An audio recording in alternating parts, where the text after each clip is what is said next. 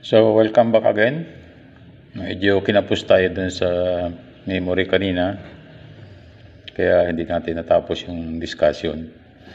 So, when we ended up in the first video, in the description on characteristics of our grid power lines. So, tulad ng nasabi doon, 4 ang ating linya sa ating power grid. So, yung first 3 conductors are called hot lines. No? Ang label ng mga hot lines natin ay line A, line B, and line C. And most commonly, yan yung natatagpuan natin sa pinakataas ng poste. So, nakakabit yan doon sa cross arm ng poste, naka-arrange accordingly, such as line A, line B, and line C. So, magkakasunod-sunod yun. So, kung yung line A ay nasa kaliwa, yung line C ay nasa pinakakanan. Yung nasa gitna ay commonly line B.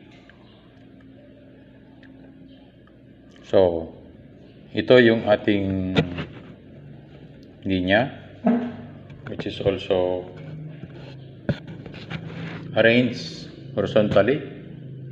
We have line A, line B, and line C.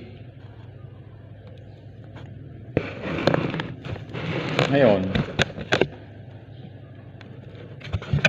kung ating susukatin yung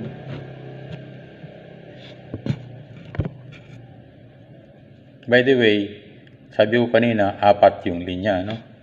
So, line A, line B, and line C yung hot lines.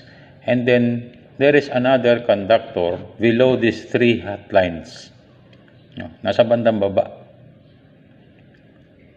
Yung conductor na yon ay connected sa lupa.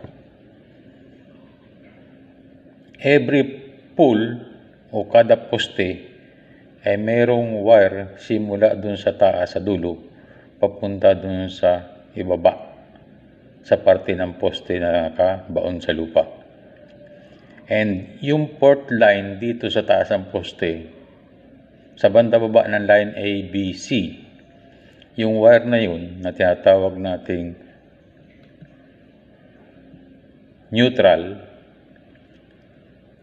ay nakakabit din dun sa lahat ng wire na tumatakbo simula sa ibabaw ng poste papunta dun sa ilalim ng lupa.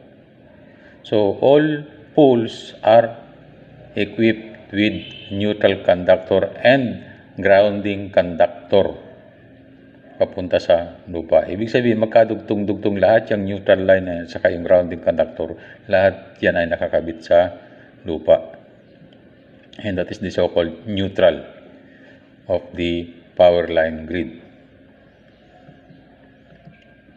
Ngayon, kung susukatin natin, if you are going to measure the voltage from lines, these are what we will get. Ito ang makukuha natin. So,